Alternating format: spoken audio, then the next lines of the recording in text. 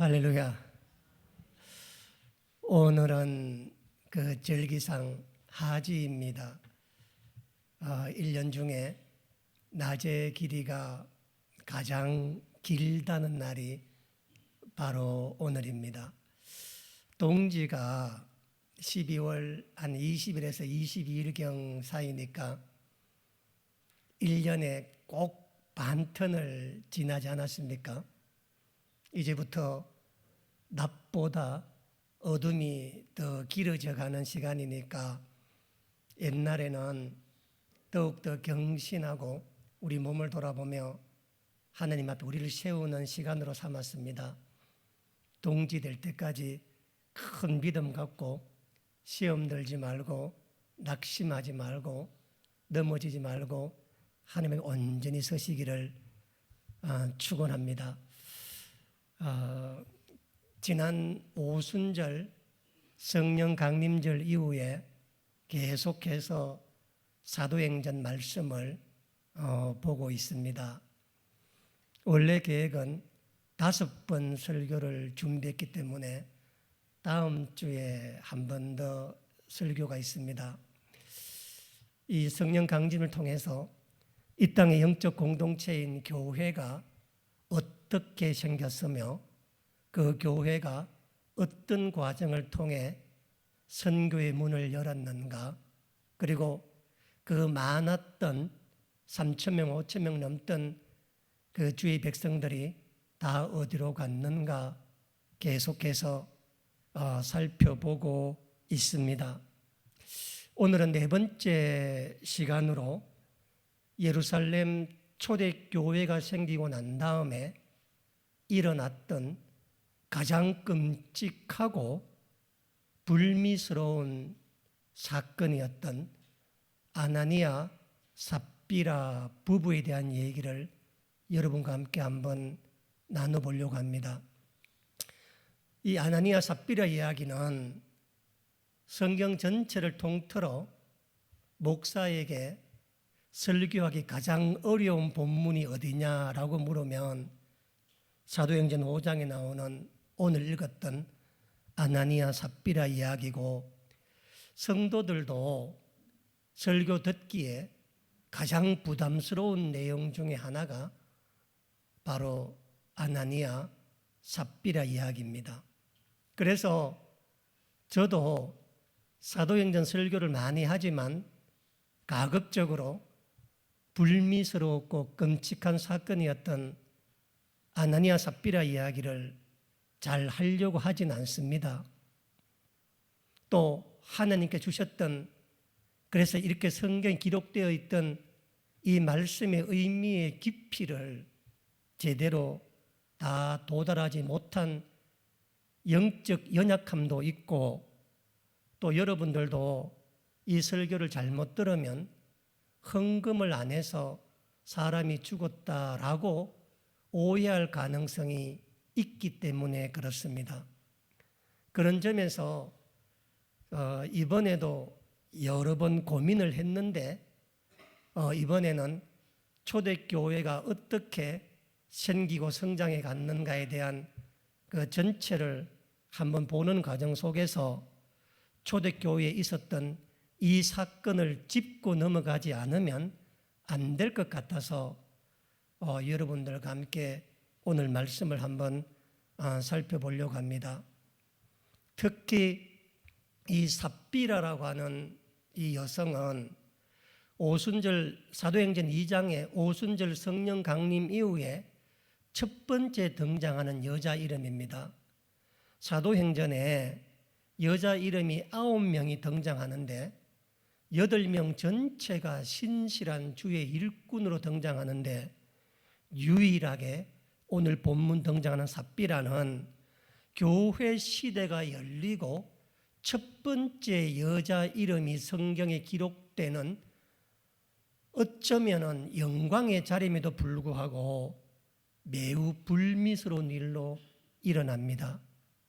이 일이 목사에게 설교가 어렵고 힘든 까닭이 뭐냐면, 하나님께서 아나니아 삽비라 부부를 죽이셨기 때문입니다. 교회의 역사가 시작되고 난 다음에 첫 번째로 하나님이 죽인 사람이 바로 이들이기 때문에 그렇습니다. 그런 점에서 오늘 말씀을 깊이 생각하며 이 말씀을 주신 이유가 무엇일까 한번 생각해 보는 시간 되었으면 합니다. 신구약 성경을 보면 하나님께서 사람을 직접 죽인 예가 여러 번 나옵니다. 그 중에서 노아의 창세기 홍수 사건이나 소돔과 고모라 성의 유황불 심판이나 광야 40년간 아말렉을 친 것이나 고라와 그를 따르던 무리 120명을 죽인 사건이나 금송아지를 섬기다가 죽었던 사람들 이야기나 가나안 정복 전쟁사에서 전쟁을 통해 죽였던 그런 집단적인 죽음 말고 하나님께서 특별하게 개인의 잘못을 지적해서 성경에 죽였던 그 예가 대표적으로 4가지가 나옵니다. 여러분께서 꼭 기억해 놓으셔야 될 이야기입니다. 첫 번째는 레위기 10장 1절로 2절에 나오는 사건인데 나답과 아비후라고 하는 형제입니다. 이 형제가 하나님에 의해서 불살라 죽임을 당하는데 신구약 성경 전체에서 개인으로 첫 번째 죽임을 당하는 사건입니다. 그런데 이 사건이 매우 놀라운 것은 뭐냐면 나답과 아비후는 아론의 첫째 아들과 둘째 아들입니다. 그러니까 모세의 조카이고 모세 집안의 장손입니다. 되는 사람이 나답이고 그리고 아비후입니다. 뿐만 아니라 나답과 아비후는 이스라엘 70인 장로에 속하는 사람들이었고 나답과 아비후는 하나님께서 세웠던 첫 번째 제사장이었습니다. 그런데 이런 사람을 하나님께서 죽인 겁니다. 그 이유가 뭐냐면 성막이 세워지고 하나님께서 제사 지내는 방법을 가르쳐 주시고 하나님께서 제사장의 옷을 가르쳐 주시며 하나님 처음으로 하늘이 아닌 이 땅에 당신이 거하는 성막에 거하시고 첫 번째 제사를 하는 날이었습니다. 하나님께서는 그 전에 하나님께서 번제단에 불을 하나님이 주셨습니다. 제사장의 가장 중요한 임무는 제사를 드리는 것이 아니라 하나님이 주셨던 레위기 9장에 하나님이 주셨던 그 불을 끄트리지 않는 겁니다. 이 제사장의 가장 중요한 임무예요. 그 불을 끄트리면 안 돼요. 그 불을 주시고 그 불로 번제단의 제물을 불사르게 하셨는데 첫 번째 제사를 시행하던 그날 나답과 아비후가 하나님 주신 불이 아니라 자신들이 갖고 온 불로 번제를 드렸습니다. 그래서 하나님께서 번제단에서 불이 나와서 나답과 아비후 두 사람을 불에 삼키어 죽게 했던 이 형제 사건이 성경의 첫 번째 하나님께서 개인에게 죽였던 사건이었습니다. 두 번째 사건은 여호수아 7장에 나오는 아간과 그의 가족입니다. 하나님께서 가나안 정복 전쟁을 시작하면서 첫 번째 여리고성을 무너뜨릴 때 이 전쟁은 하렘이라고 하나님의 전쟁이라고 선포를 하신 겁니다. 그래서 이 첫 성은 가나안의 맞이로서 하나님께 드려야 될 것이지 절대로 사람이 여리고성에 있는 그 어떤 것도 취하지 말라고 하셨는데 아간이 가나안 땅에 들어와서 물질의 시험을 넘어가지 못합니다. 그래서 하나님께서 아간을 끄집어내어서 아간과 그의 가족들을 죽게 만들었던 게 두 번째입니다. 세 번째는 사무엘하 6장에 나옵니다. 사무엘하 4장에 보면은 블레셋과 이스라엘이 전쟁이 일어났는데 그때 이스라엘에서 블레셋군에게 전쟁에 이기기 위해서 성소에 있던 하나님의 법궤를 전쟁터에 가지고 옵니다. 그런데 그 법궤를 블레셋군에게 빼앗겨요. 그러다가 세월이 지나서 그 블레셋 사람들이 법궤를 이스라엘로 되돌려 보내주는데 아무도 그 법궤를 받을 사람이 없어서 아비나답이라고 하는 사람이 자기 집에 70년간 그 법궤를 보관합니다. 성경에서 유일하게 두 번 유일하진 않는데 성경에서 가장 오랫동안 개인의 집에 하나님의 법궤가 있었던 게 아비나답 그 집에 70년 가까이 있었습니다. 세 번째 죽었던 사람 이름이 우사라고 하는 사람인데 이 우사는 아비나답의 아들이었습니다. 그러니까 이 우사는 태어날 때부터 자기 집에 하나님의 법궤가 있었고 그 법궤 옆에서 놀고 뛰놀던 사람이 우사였었습니다. 그런데 다윗이 이스라엘 왕이 되고 난 다음에 하나님의 법궤를 개인 집에 두어서는 안 되다 싶어서 기본에 있는 이 실로에 있는 성소에다가 법궤를 옮기기 위해서 법궤를 가지러 갔었습니다. 그런데 오랫동안 법궤를 어떻게 운반해야 되는지에 대한 율법을 사람들이 다 잊은 겁니다. 그래서 그 법궤를 어떻게 갖고 나왔냐면 아비나답 집에서 소에다가 수레를 끌어서 법궤를 뒤에다 싣고 나왔는데 오다가 가드 지역을 거쳐오는데 나곤의 타작 마당에서 소가 갑자기 벌쩍 뛰었습니다. 그러다 보니까 수레에 실려있던 법궤가 땅에 떨어지려고 하지 않았겠습니까? 소가 뛰니까 수레가. 그래서 우샤가 법궤가 땅에 떨어지지 않도록 손으로 법궤를 잡았는데 하나님께서 그 자리에서 우사를 쳐 죽이셨습니다. 이유가 뭐냐면 법궤는 반드시 제사장이 어깨에만 메어야 되는 겁니다.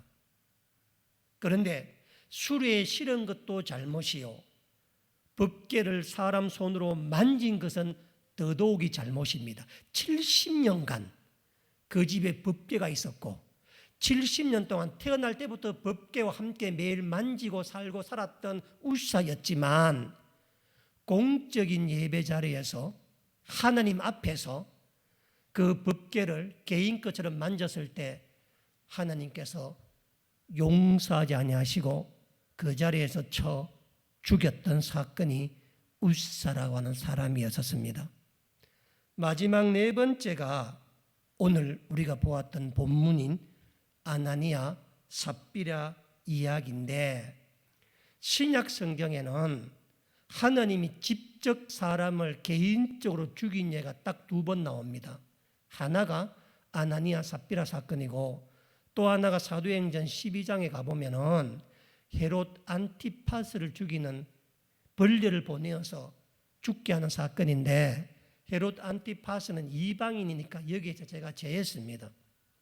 그러고 보면은 신약 성서에서 유일하게 유대인으로서 하나님이 죽인 사람은 아나니아 삽비라입니다. 그런데 보세요, 놀라운 사실은 뭐냐면 이 아나니아 삽비라 부부는 신실한 초대교회의 일꾼이었습니다.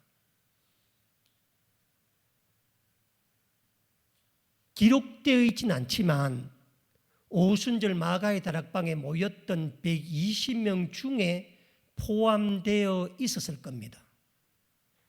신약 성경 전체에서 교회 시대 전체에서 하나님께 밭을 팔아 헌금을 하나님께 드렸다고 기록되어 있는 가정은 두 가정뿐입니다.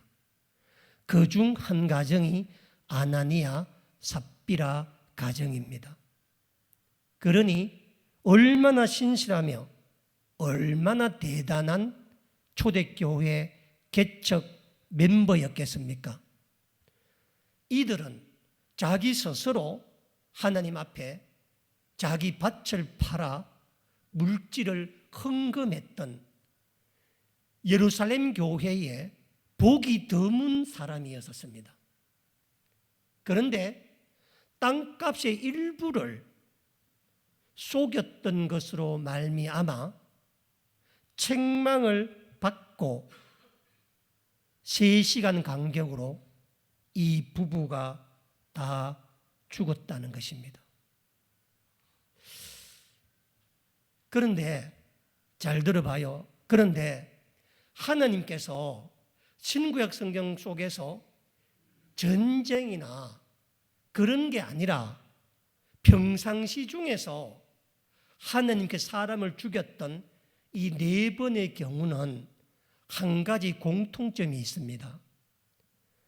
그 공통점이 뭐냐면은 모두 다 새로운 영적 공동체가 열려질 때 한 세대가 가고 다음 세대가 열려진 그 갈림길에서 하나님의 거룩함을 드러내지 아니했던 사람은 그가 제사장이었던, 그 집에 70년 법궤가 있었던, 자신의 땅을 팔아 헌금을 했던 상관이 없이 한 시대가 바뀌고 새로운 시대가 넘어가는 그 시대의 영적 갈림길에 분별치 못했던 사람들은 하나님께서 공동체를 위해서 새로운 영적 교훈을 위해서 하나님이 일벌백계 한 겁니다.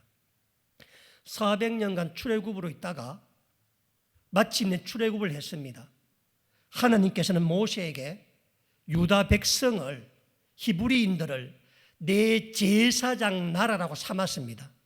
그리고 그들 가운데 하나님이 성막 가운데 임하셔서 첫 번째 제사를 드림으로 말미암아 인류 역사에서 이스라엘이 제사장 국가가 되는 첫날 영적 새로운 변화가 일어나는 그 자리에 나답과 아비후는 하나님께서 주신 말씀이 아니라 자기가 준비해 온 걸로 제사를 드려서 하나님이 원하시는 영적 공동체로 넘어가지를 못한 것입니다.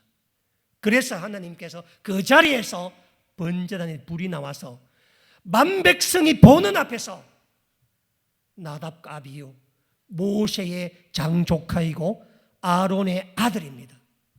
70인 장로였고 그 출애굽의 지도자였었습니다.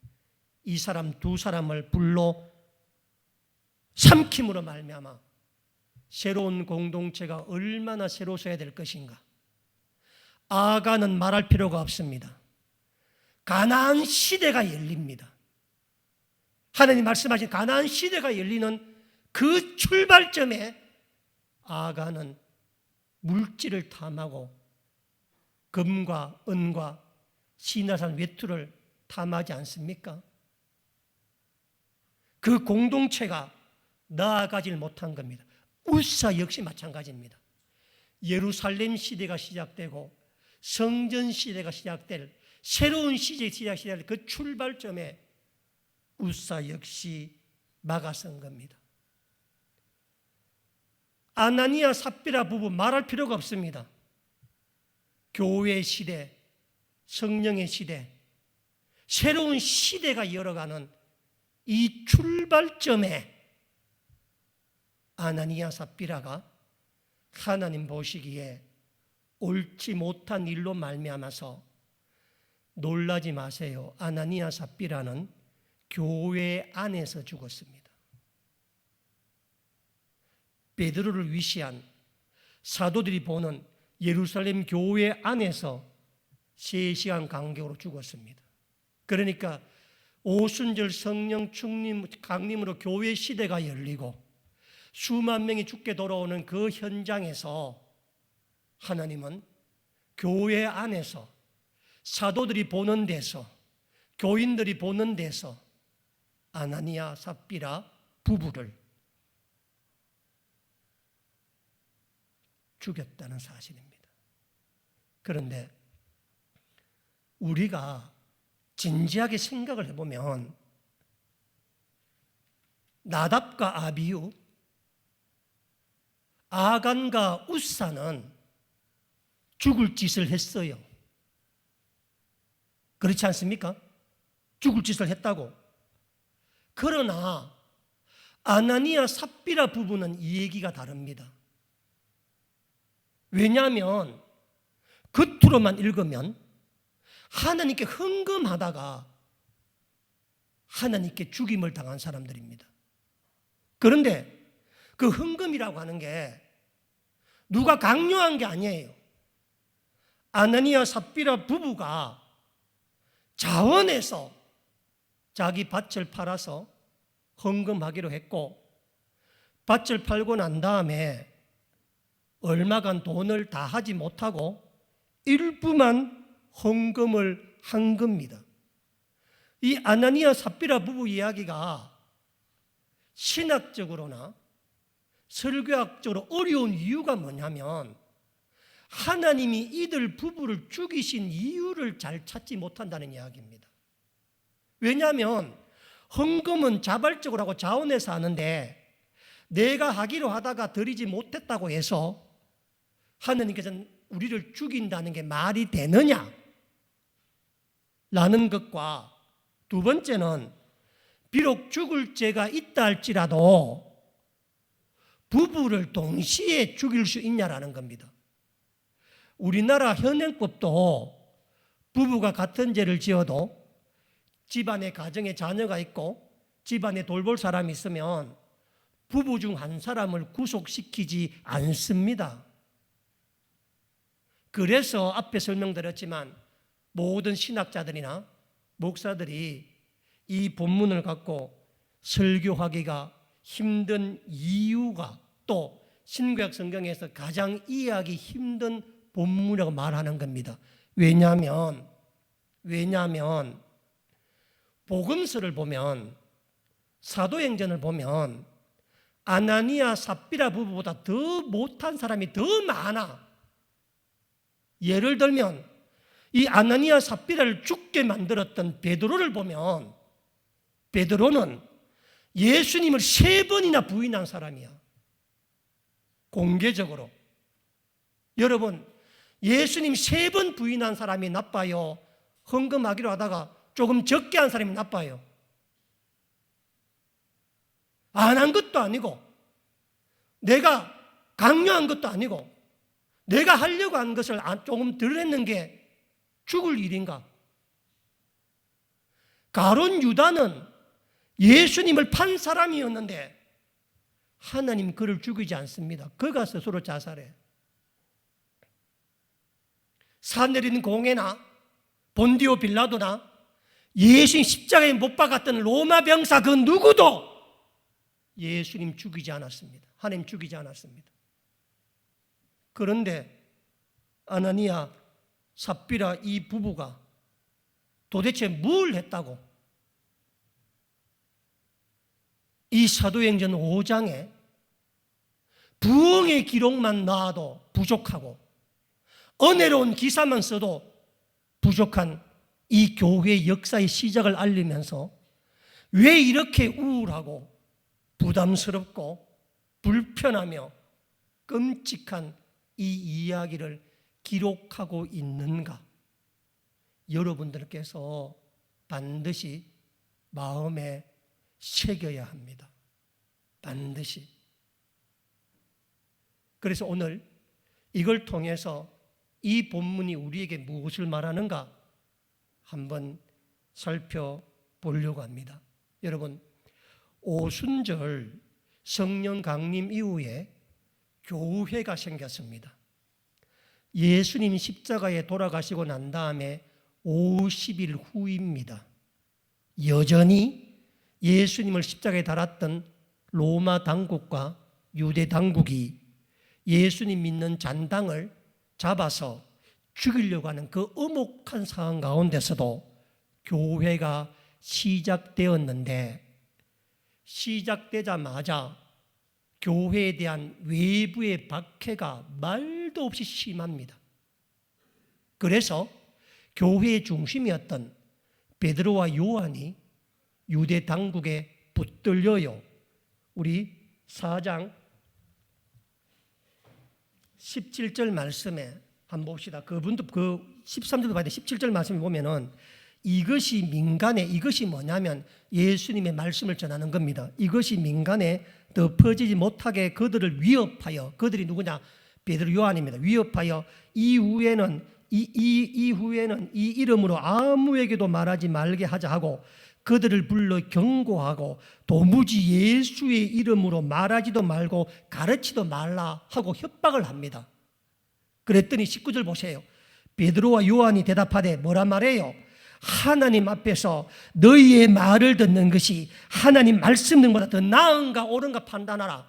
너희가 아무리 그래도 우리는 예수를 전하겠다 하고 당당하게 났습니다. 당당하게. 교회가 생기고 난 다음에 외부의 박해가 있었는데 전혀 흔들리지 않았습니다. 이것만이 아닙니다. 외부의 박해뿐만 아니라 교회 내부도 전혀 흔들리지 않았는데 4장 32절 말씀 보세요. 지금 밖에는 박해가 어마어마하게 심하고 있는데 안에 한번 보세요. 믿는 무리가 한 마음과 한 뜻이 되어 모든 물건을 서로 통용하고 자기 재물을 조금이라도 자기 것이라 하는 이가 하나도 없더라. 사도들이 큰 권능으로 주 예수의 부활을 증언하니 무리가 큰 은혜를 받아 그 중에 가난한 사람이 없으니 이는 밭과 집이 있는 자는 팔아 그 판 값을 가져다가 사도들 발 앞에 두매 그들이 각 사람의 필요를 따라 나누어 줍니다. 를 보세요. 지금 바깥에는 박해가 어마어마했는데 그 박해로 교회가 와해되고 넘어진 게 아니라 수만 명이 넘는 예루살렘 교회 초대교회 교회들이 한마음 한뜻이 되어서 전부 다 자기의 소유를 자기의 것으로 말하지 않았다. 사람들이 자기의 밭과 집을 팔아서 전부 교회에 갖다 주니 그 교회에서 나누니 34절 보세요. 그 중에 뭐가 없어? 가난한 사람이 하나도 없다. 예루살렘 교회에 가난한 사람이 한 사람도 없었다는 겁니다. 여러분, 이 말은, 가난한 사람이 없었다고 하는 이 말은 모두가 부자 되었다는 뜻이 아닙니다. 헬라어 원어로 모두가 잘 먹고 잘 살 뜻이 아닙니다. 모두가 똑같이 돈을 다 나누어서 그래 되었다는 뜻이 아닙니다. 여기서 가난한 자가 없었다고 하는 말은 뭐냐면 예루살렘 교회 안에는 성도들이 서로 함께 보살펴 주어서 먹는 것과 마시는 문제에 대해서 소외되거나 등한시되는 사람이 없었다는 뜻입니다.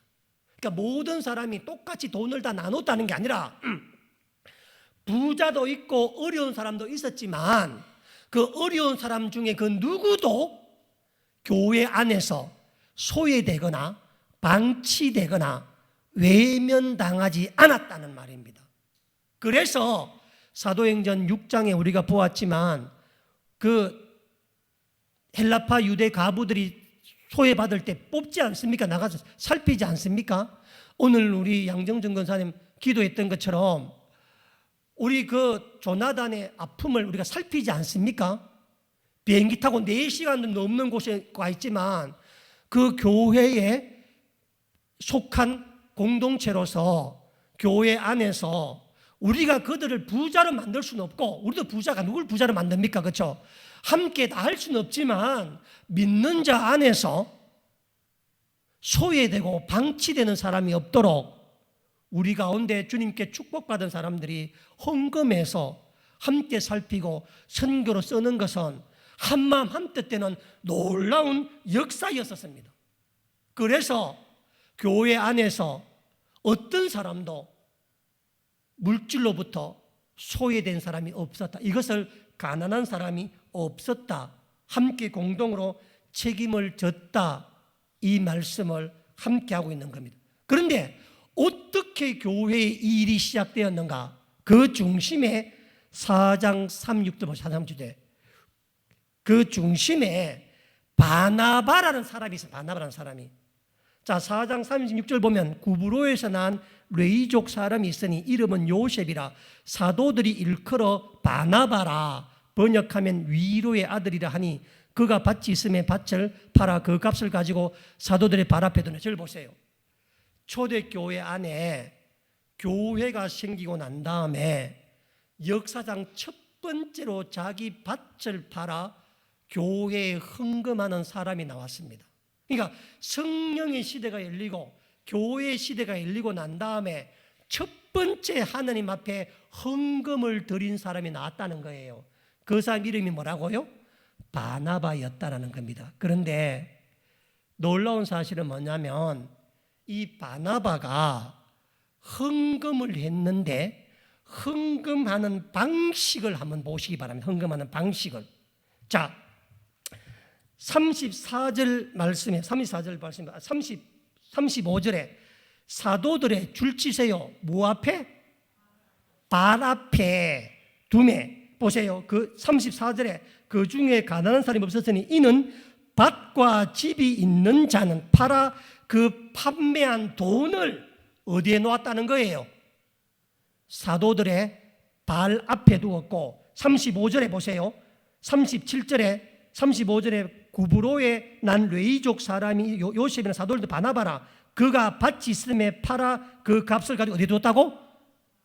발 앞에 두니라. 초대교회 교인들은 저를 보세요. 헌금할 때 헌금을 사도들의 발 앞에 두었습니다. 믿음이 뭐냐? 믿음은 뭐냐면은 있어야 될 자리가 있는 것을 분별하는 게 믿음입니다. 우리 그리스도인은 세 가지를 가져야 돼.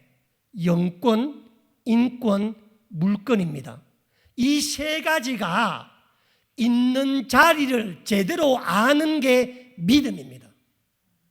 믿음이라고 하는 것은 뭐냐면 있어야 될 자리에 있게 하는 게 믿음이에요. 자, 영권인 하나님은 우리에게 어디에 있어야 돼요? 우리 머리 위에. 우리 위에 있어야 영권이 세워지는 겁니다. 나보다 더 낮게 높임받는 자리에 있는 게 영권의 분별입니다. 인권은 뭐예요?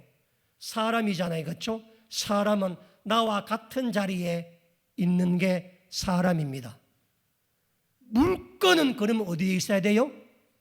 물권은 우리 발 아래에 있는 게 물권입니다. 초대교회는 헌금을 사도들의 발 앞에 두었다.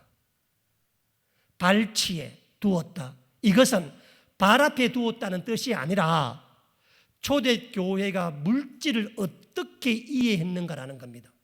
물질은 비인격적인 존재입니다. 그 비인격적인 존재인 물질이 우리 머리에 올라가 있으면 무슨 노예가 돼? 물질의 노예가 되는 겁니다.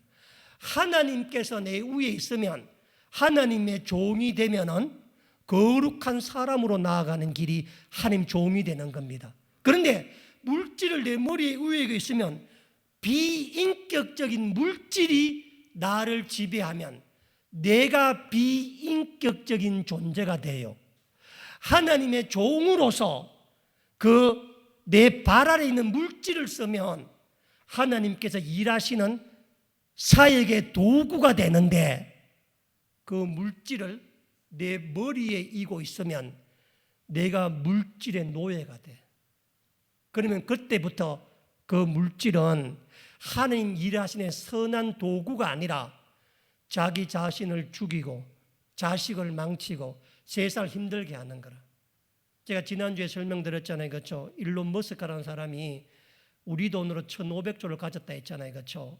그 일론 머스크의 장녀가 뭐 하는 사람인지 아십니까? 장녀가 일론 머스크의 장녀면은 전 세계 1,500조 상속받을 수 있는 상속 여자잖아요. 그렇죠? 일론 머스크 장녀가 2년 전에 자기 아버지하고 호적 파서 자기 아버지와 단절했습니다. 딸이 아버지가 뭘 못하겠다고? 그 딸이 있잖아요. 여잔데 남자로 성전환이 하려고 했대. 성전환. 세상에 1,500조 돈 가지고 있어도 뭘 못해? 딸 하나 못해. 딸 하나. 그래서 그 딸이 아버지 돈 다 필요 없다고 난 나대로 살겠다고 간 겁니다. 그러니까 우리가 살아가면서 내가 죽어서 하나님 앞에 가져갈 수 없는 것들을 내 머리에 이고 있으면 뭐가 된다는 거라?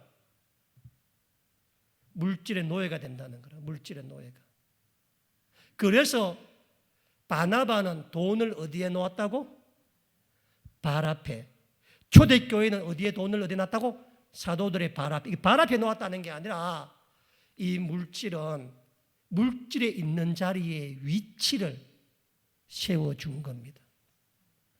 그렇게 하니까 초대교회 안에 이 물질이 성령의 도구가 되어서 구석구석 가난한 자가 없는 살펴가는 역사가 이루어지는 겁니다. 이렇게 초대교회가 역사가 일어났는데 오늘 본문 5장 1절에 보면 아나니아 삽비라 부부 역시 마찬가지였었습니다. 이들 역시 바나바와 같은 마음이었습니다. 누구 강요하지 않았습니다. 하라고 떠밀지도 않았습니다. 아나니아 삽비라라고 하는 이름은 유대권 안에서 매우 흔한 이름입니다. 이 아나니아는 하냐냐라는 히브리어에서 온 이름입니다. 하나님은 은혜로우시다. 하나님에게 은혜를 베푸시다는 뜻입니다. 삽비라 이름 뜻은 더 좋아요.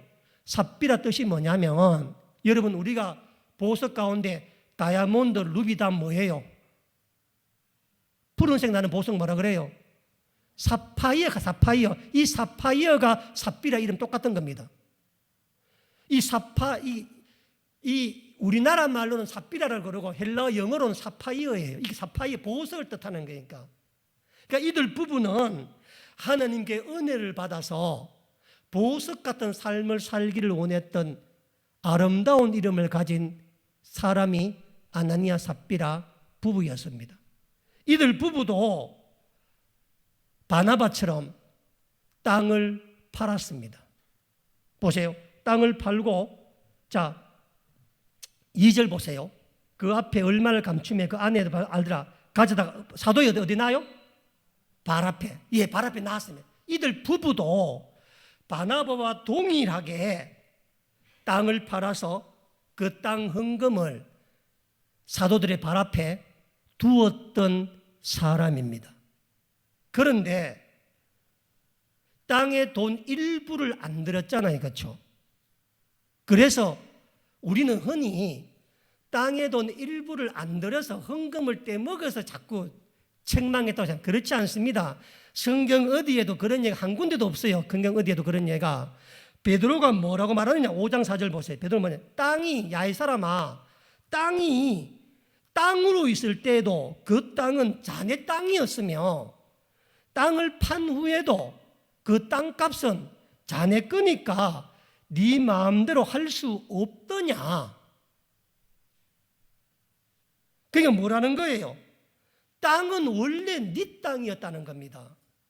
네가 헌금하기로 마음먹었으면 헌금하면 되고 헌금하려다가 마음이 변했으면 헌금 안 하면 되지 않느냐. 그 말이에요. 그러니까 그래서 이 아나니아 삽비라 이야기 어려운 게 뭐냐면 헌금을 감추었다고 하는 게 아닙니다. 사도 베드로가 말하는 책망의 진짜 이유가 뭐냐? 5장 3절 보세요. 5장 3절에 베드로가 이르되 아나니아야 어찌하여 사단이 뭐예요? 네 마음에 가득하느냐? 그러니까 무슨 얘기냐면은 베드로가 아나니아와 삽비라를 책망했던 것은 헌금을 안 들어서 그런 게 아니라 뭐가 가득했다는 거예요? 사단이 마음에 가득했다는 겁니다. 보세요. 이게 왜 굉장히 중요한 문제냐면 초대교회가 생기고 난 다음에 사단은 초대교회를 무너뜨리기 위해서 외부의 힘을 빌려서 로마와 유대당국 제사당을 빌려서 베드로, 요한을 압박합니다. 너희들 예수 이름을 전하면 재미없어. 우리 말지 실제로 5장에 가면 베드로가 감옥에 갇혀요. 5장에 가보면 갇히는데 베드로가 끔찍 안 해요. 꼼짝 안 해. 너 마음대로 해. 나는 정인으로서 보고 들은 바 계속 말할 거야. 내가 하나님 앞에 하나님 말씀 전하는 게 옳으냐, 아니면 너희들 말 듣고 내가 입 다물는 게 옳으냐, 네가 생각해봐라. 이렇게 말한 4장 19절에. 그러니 사단이 외부로부터 압력을, 외부부터 방해를 뭐해요? 효과가 없어. 그래서 어떻게 한 거예요? 교회 내부에 들어온 사단이 네 마음에 가득하다 하는 말은 뭐냐면 성령 충만한 교회에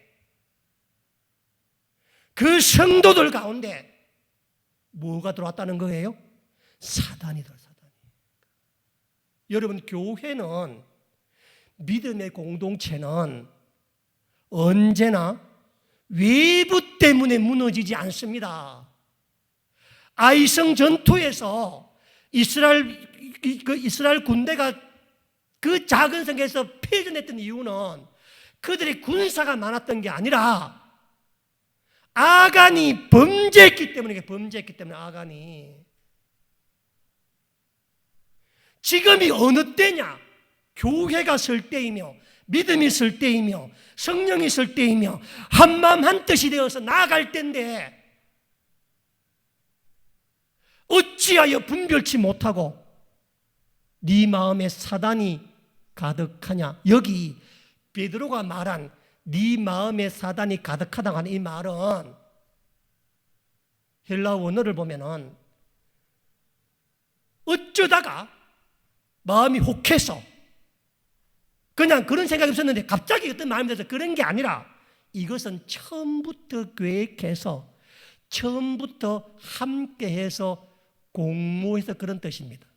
그래서 9절 말씀이죠. 9절 말씀. 5장 9절 말씀에 아나니아가 죽고 난 다음에 3시간 뒤에 삽비라가 교회에 왔습니다. 그 삽비라가 하는 말이야. 보세요. 베드로가 이르되 너희가 어찌하여 줄치세요? 함께 꾀하여 주의 영을 시험하느냐. 자, 5장 2절에 보세요. 5장 2절에 그 값을 얼마를 감추며 그 안에도 뭐라고? 알더라. 여러분 저를 보세요. 베드로의 말이 뭐냐면은 야, 이 사람들아, 땅값 너네 땅값이야. 그거 헌금 안 해도 돼. 너희들 마음대로 해도 돼. 왜냐하면 살다가 내가 돈이 필요할 때가 있잖아요. 그렇죠? 내가 헌금하려고 마음을 먹었는데 돈이 필요할 때가 있잖아요. 그러면 부부가 모여 이야기해야 돼. 여보, 우리 하나님께 드리려고 했는데 우리 좀 급하니까 이거 교회에 말씀드리고 하자. 그러면 돼, 안 돼? 되잖아요. 그렇죠? 그런데 아나니아 삽비라 부부가 처음부터 뭐 있다는 거예요? 함께 꾀했다는, 함께. 이 꾀다는 말이 뭐냐면 함께 도모하다, 공모하다 이 뜻입니다. 그러면 아나니아가 그런 마음이 있으면 삽비라가 여보 무슨 말이요? 지금이 성령 충만한 시대이고 하나님 은혜 붙는 시대이고 한마음 한뜻인데 내가 가서 베드로 담임 목사 야고보에게 내가 이야기하겠소. 내가 그 얼마나 그 안 받아주겠소. 그런 이야기하면은. 그런데 그 얘기해야 해요. 그걸 안 했다는 게 두 사람이.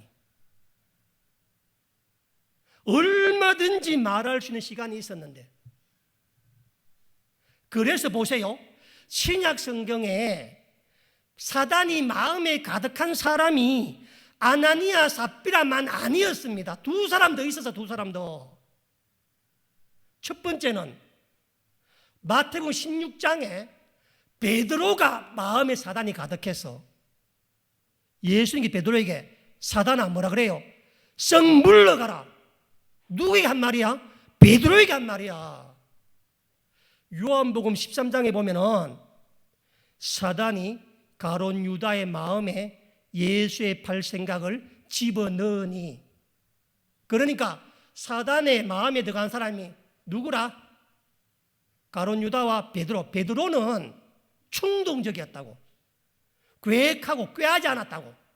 순간적으로 예수님께 십자가에 못 박혀 돌아가신다고 하니까 그걸 말렸던 것 뿐이라고 했잖아요. 그러니까 가룟 유다 역시 예수님 3년 돌아다녔는데 예수님께 자꾸 십자가에 죽는다 하니까 욱한 마음에 한 거라. 아나니아 삽비라는 그런 게 아니라 처음부터 두 부부가 알고 있었고 함께 꾀했다는 거예요. 그러니까 하나님께서는 예수님이 직접 사단을 썩 물러가라 말하는 베드로도 사도로 세워서 크게 썼잖아. 아나니아 삽비라 부부는 초대교회 안에서 그들 마음에 사단이 마음에 가득한 사람이었다는 겁니다. 이것은 교회를 내부에서 무너뜨리는 위험으로 봤기 때문에 하나님께서 일벌백계 하시는, 그 죄가 크고 떠나서 절대 죽을 죄는 아닙니다. 성경 다른 예를 보면은. 그런데 교회 공동체 안에서 함께 꾀하여 도모하여 성령을 속이고 하나님을 속였다고 말하잖아요. 그렇죠?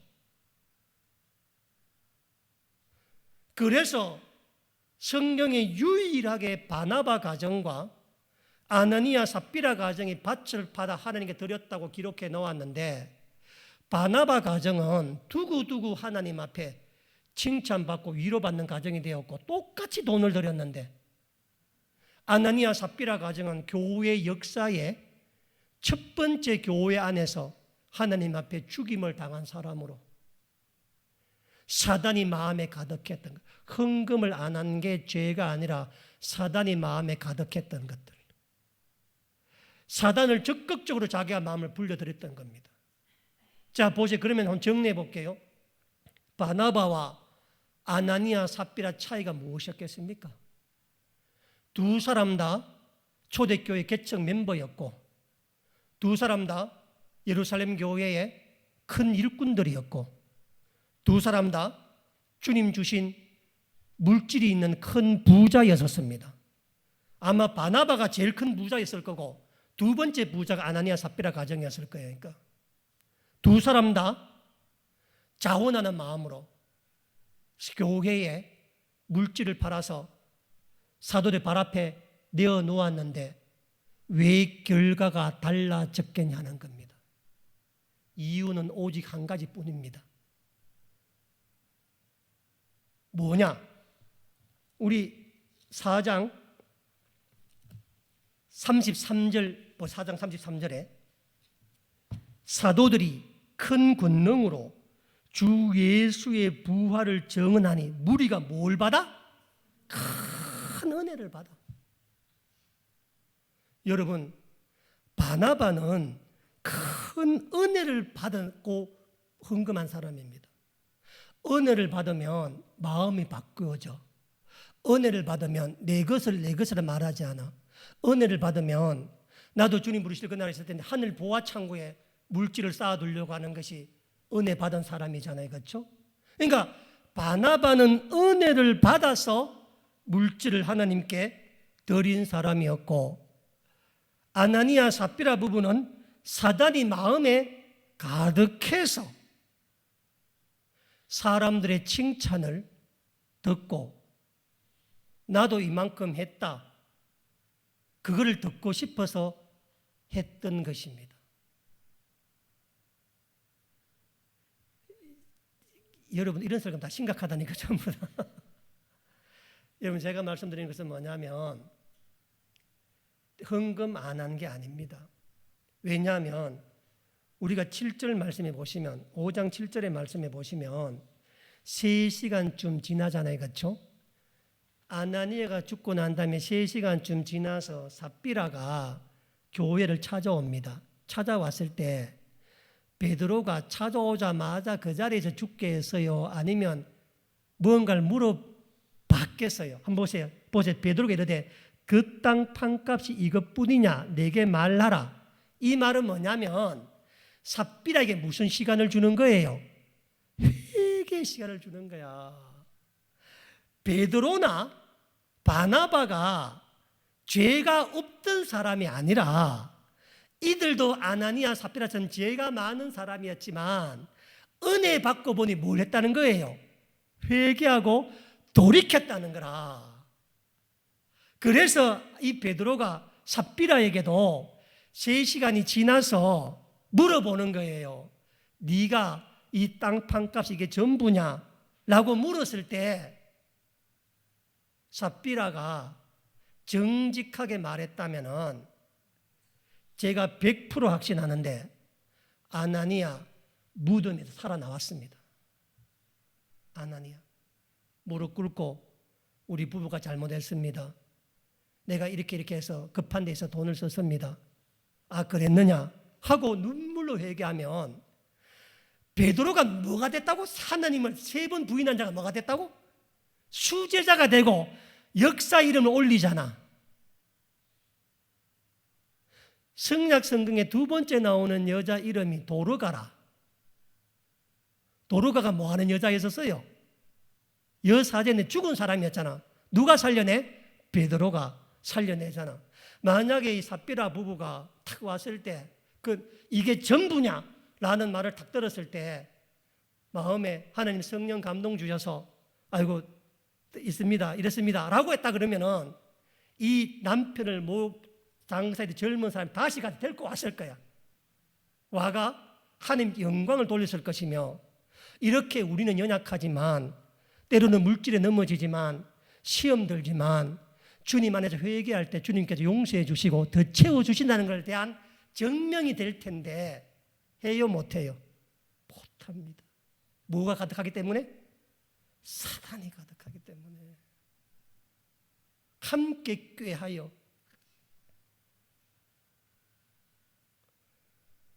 이 초대교회는 여러 가지 많은 것들을 우리에게 전해주고 있습니다.